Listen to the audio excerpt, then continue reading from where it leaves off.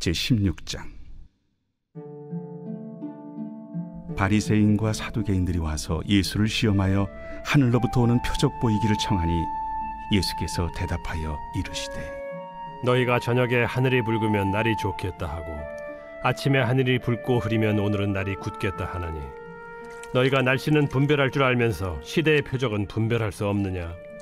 악하고 음란한 세대가 표적을 구하나 요나의 표적밖에는 보여줄 표적이 없느니라 하시고 그들을 떠나가시니라. 제자들이 건너편으로 갈새 떡 가져가기를 잊었더니 예수께서 이르시되 삼가 바리새인과 사두개인들의 누룩을 주의하라. 제자들이 서로 논의하여 우리가 떡을 가져오지 아니하였도다 하거늘 예수께서 아시고 이르시되 믿음이 작은 자들아, 어찌 떡이 없으므로 서로 논의하느냐? 너희가 아직도 깨닫지 못하느냐?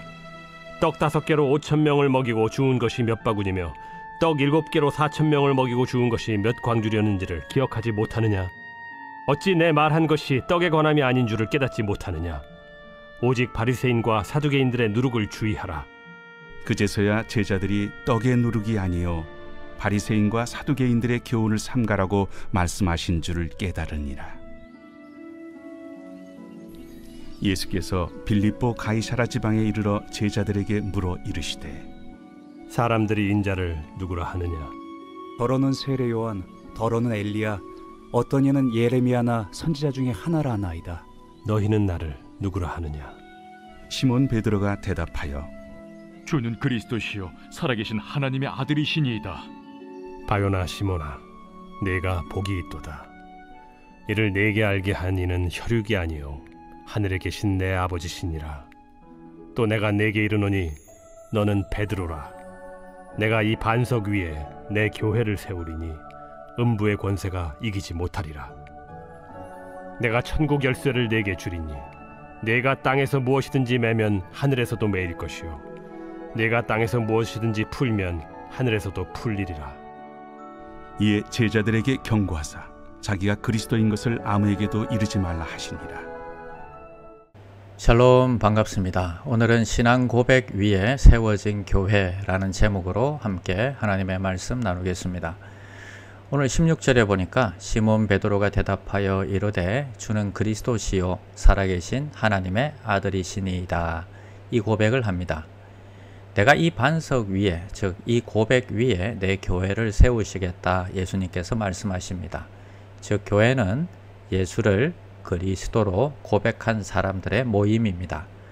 그래서 이 그리스도란 어떤 뜻인지 이 고백을 한번 살펴보아야 하겠습니다.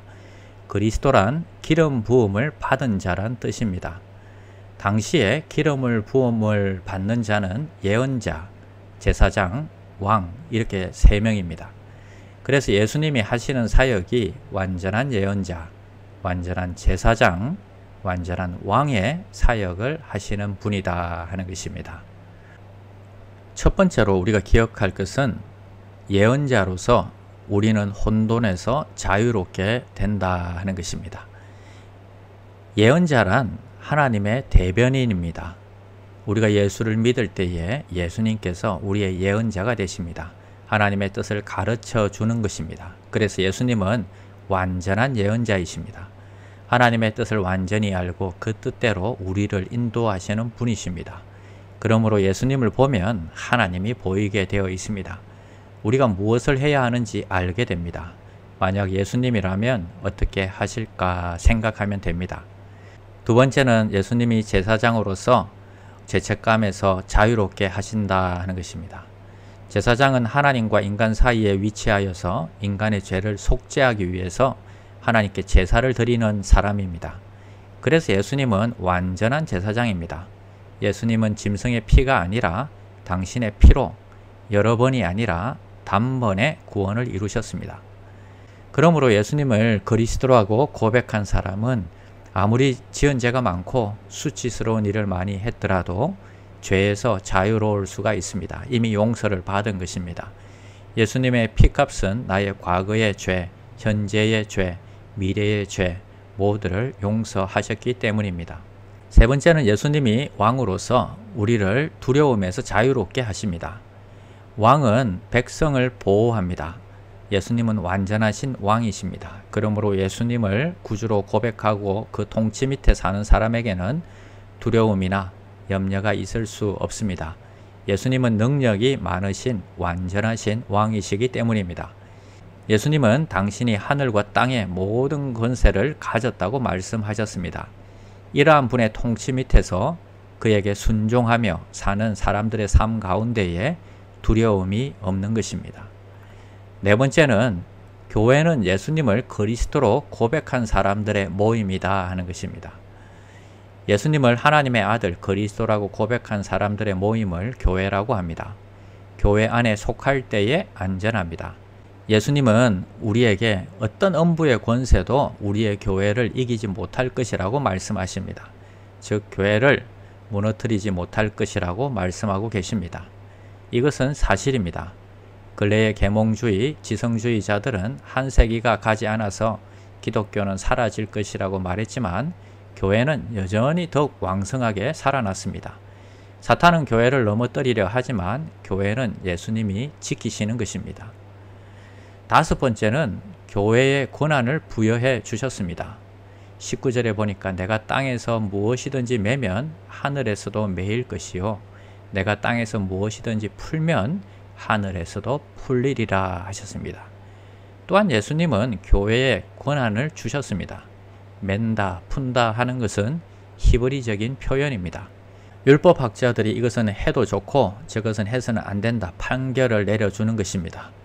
가톨릭에서는 이러한 판결권이 베드로에게만 준 것이라고 말하지만 실제로 성경은 교회에 주셨다고 하십니다. 예수님은 교회에 판결권을 주셨습니다. 이러한 권한을 주셨기에 교회가 어떤 결정을 내릴 때에는 기도하면서 신중하게 결정해야 합니다. 그리고 그것이 결정되면 우리가 잘 따라야 하는 것입니다. 교회가 이렇게 결정할 때에 하나님의 결정으로 인정해 주신다 말씀하십니다. 그러므로 성도들은 성경에 어긋나지 않는 한 교회의 결정에 순종하겠다는 태도를 가지셔야 합니다. 주는 그리스도시요 하나님의 아들이심을 믿음으로 선포하며 오늘도 승리하는 하루가 되시기를 기도합니다. 기도하겠습니다. 하나님 감사합니다. 우리가 주를 그리스도라고 고백하는데 이 고백의 의미가 무엇인지 다시 한번 깨닫게 하심을 감사합니다. 이 고백이 우리 삶 가운데 적용되게 하여 주시옵소서. 교회의 결정이 하늘의 결정임을 기억하며 지도자들이 기도하며 결정하게 하여 주시옵소서. 예수님의 이름으로 기도합니다. 아멘. 1. 오심 기도. 하루 5번 마음을 다해 드리는 기도. 나는 죽었습니다. 제가 주인이 아니고 예수님이 저의 주인이십니다. 예수님은 십자가에서 죽으시고 부활하셨습니다. 부활하신 예수님을 가슴으로 만나서 따라가며 간증합니다. 사랑하는 가족과 함께 영광스러운 승리를 노래합니다.